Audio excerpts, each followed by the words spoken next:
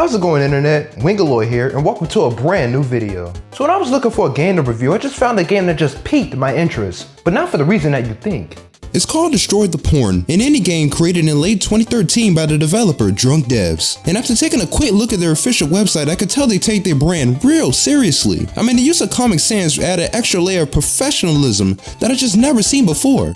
I'm actually impressed. But the website is not going to be the main focus of this video, so we're just going to move on for now.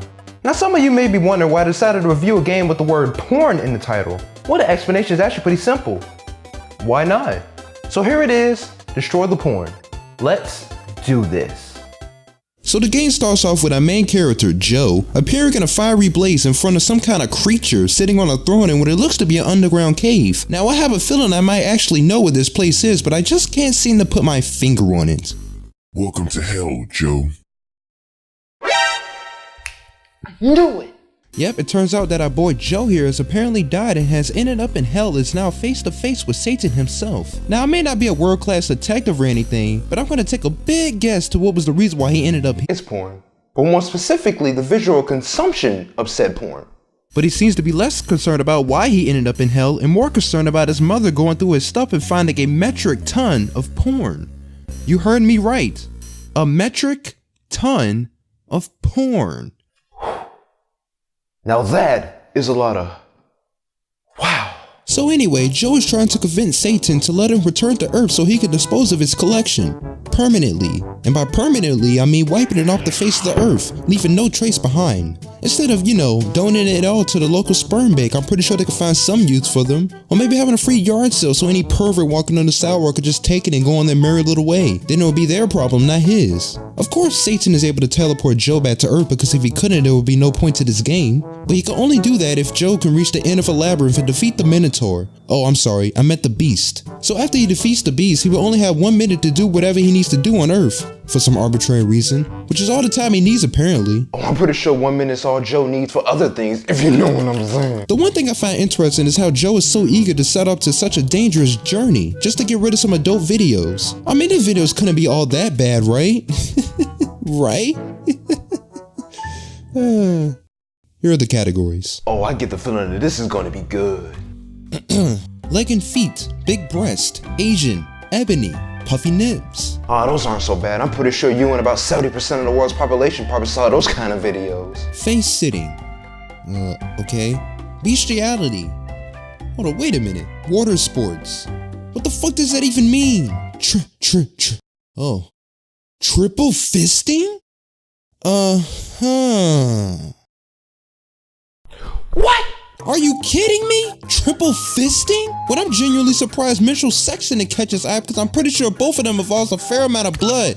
And I thought he just might be into that. Now I'm starting to see why Joe wants to destroy his little collection so badly because not one man should be subjected to those kind of videos. And shame on him for even having those videos in his possession in the first place. Now I know why he's even in hell, for being a sexual sadist. Seriously, who looks at a video of somebody getting their end is forcefully penetrated by 3 fists and say, oh yeah, that's the good stuff right there. Well, I give you a hint. His name starts with a J, ends with an E, and the middle letter is O as in, oh my god, why you looking at this shit? You prefer the little man. Oh, and of course, you could not forget about the final few categories. Cheerleader, upskirt, furry, enema, and tentacle. What the fuck? And after that quick look into Joe's, preferences, he sets off on his harrowing journey to rid the world of the horrors of triple fisting. Triple fisting. Look at this, even Satan is trying to process what Joe just said. I mean, it sounds less like a category, more like something you hear in a Killer Instinct themed porn parody from browsers.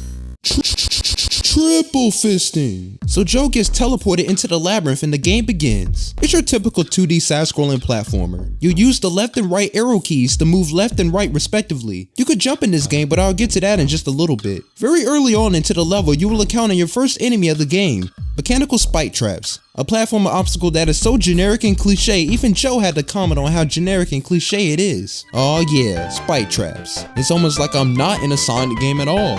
So while you're progressing throughout the level, you fall down a very steep drop and now have to find a way to get back up top to the other side. But instead of just simply jumping to said platform, what you actually have to do is to follow the path to the left, avoiding even more spike traps, right up to the first item in the game, called Bouncy Trousers, that lets you, get this, jump. That's right, a mechanic that's been around ever since the first ever platformer is considered a pickup item in this game.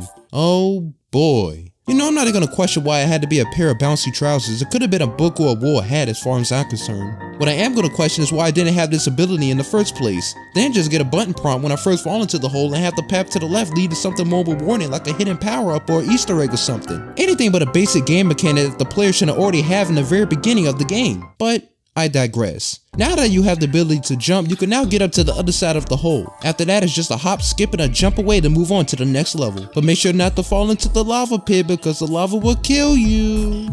You doof. In the next level, you come across a new enemy. Some, sentient dust bunnies?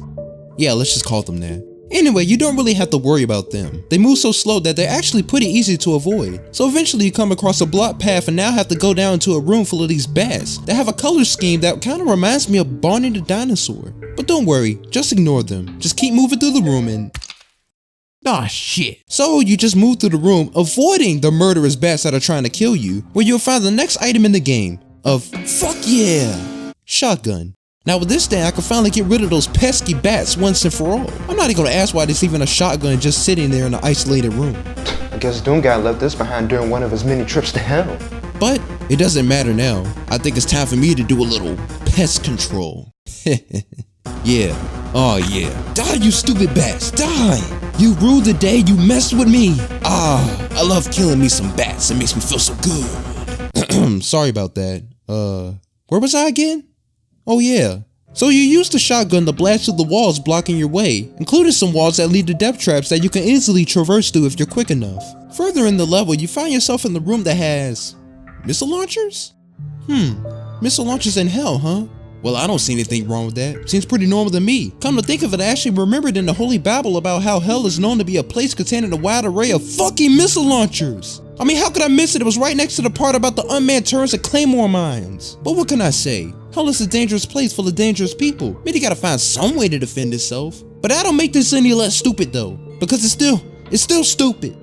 It's dumb. So after you get past the launches, you receive your next item, a jump booster that will allow Joe to basically perform a double jump, which would allow Joe to get up to the final level. This level is pretty much like the previous level, a whole bunch of jumping around and killing enemies. Here you will find the last two items, Deftanium Armor, and yes, that's what it's called by the way, that allows Joe to survive while being submerged in lava, and an Eternity Booster that will let Joe boost jump pretty much indefinitely, and he now has everything he needs to take on the final boss. One thing I almost forgot to mention was how well the music complements the overall aesthetic of the game. It really helps to sell the whole 8-bit art style that the developers were looking for. Take a listen.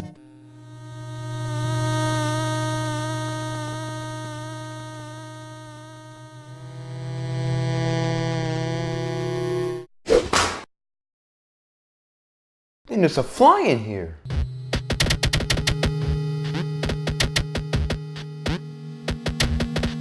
I mean, it kind of looks and sounds like a game that could have existed in the 80s and 90s, but you know, without the whole, premise. So after going through, admittedly, the most difficult part of the game, Joe finally meets up with the final boss.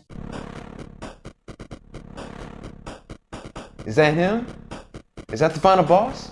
Is that Mr. Beast? So you telling me after almost 30 minutes of playing this game, the best you could do is a ghost skin floating head with hands? I guess adding the body would have put him way over budget. I mean, look at him. He looks like a mix between Rain Man, Captain Spock, and Donald Trump. You have done well to make it this far. Unfortunately for you, your journey ends here. I don't get it. Why are you trying to stop people from going back to Earth? Don't you have anything better to do? Nope, this is pretty much it for me. Well, at least he's being honest there. Well, we made it this far. Can't turn back now. He is the only thing between Joe and his porn. This is for all the marbles. It's time to defeat the beast with nothing else better to do. Let's do this. Oh, you gotta be kidding me. Where do all these missiles even come from? Haha, you missed.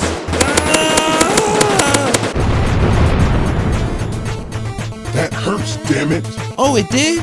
Good, because there's gonna be a lot more where that came from. Oh yeah, shoot more missiles at me, because it worked so well the first time.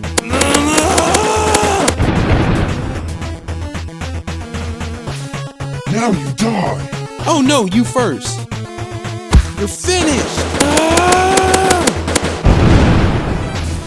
So after you defeat the final boss, he grants Joe safe passage back to Earth. More specifically, to his home in Santa Ana.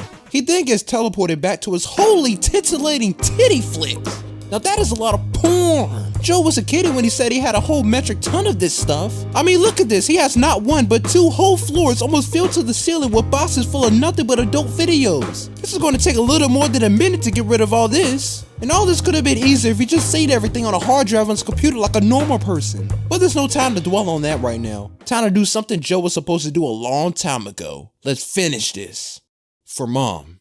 Come on. Come on. I gotta do it. Gotta do it. Gotta slow it down. Gotta slow it a little bit.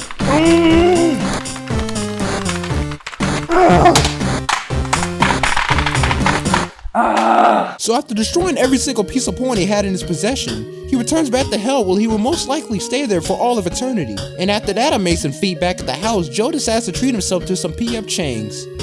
Don't ask. And of course, you cannot forget about the amazing cast members that appeared in this game like Brimletty Hump, Flapper Magoo, what sounds way too much like a sexual euphemism than I care to admit, the Purple Dirt Launcher. Yeah, that sounds about right. The Beast, along with his 2 arms, Menace and Lefty, Satan, Joe, as well as the 2 guys that made this game possible, Gavin Jones and Ryan Brown of Drunk Devs. After the end credits, you get a thank you from the developer and it's right back to the title screen. And just like that, the game is over. And that was Destroy the Porn. What I think of it? It's actually pretty good. Besides the simple premise, controls, and gameplay mechanics, it's actually a pretty fun game. I had as much fun playing this game as I did making a video on it. And that's all I gotta say about this game. And considering that I'm pretty bad at properly ending videos, I decided just to count up all the times that I died while playing this game. Cause believe it or not, you probably don't know this, I'm pretty bad at games with keyboard controls. So I hope you enjoy. Oh, you gotta be kidding me. Ah, shit. Shit. Damn it. Oh, fuck. Oh, you fucking... Oh, come on! Oh! Ugh. Are you serious? You gotta be kidding me. Come on! Oh, Jesus Christ! Fuck! Oh my God! Are you serious? Jesus! Come on! I swear to God, I've had to do this whole thing over again. Oh my God! Oh! Oh my God! Triple fisting. Thanks for watching the video. If you want to stay caught up on all the videos that I make in the future, don't forget to subscribe and turn on notifications so you know when I upload a new video to my channel. And if you want to see some other videos that I made, then click or tap on the annotations on the screen. And if you want to ensure that I keep creating content for you guys, then consider supporting me on Patreon. It only costs $1 to become a patron. By being a patron, you can get access to some amazing perks like watching my videos early and ad-free, as well as receiving access to my schedule so you'll know what videos I will be making in the future, and so much more. Of course, supporting me on Patreon is 100% optional, so you don't have to if you don't want to. There are going to be a lot more videos headed your way real soon. Until then.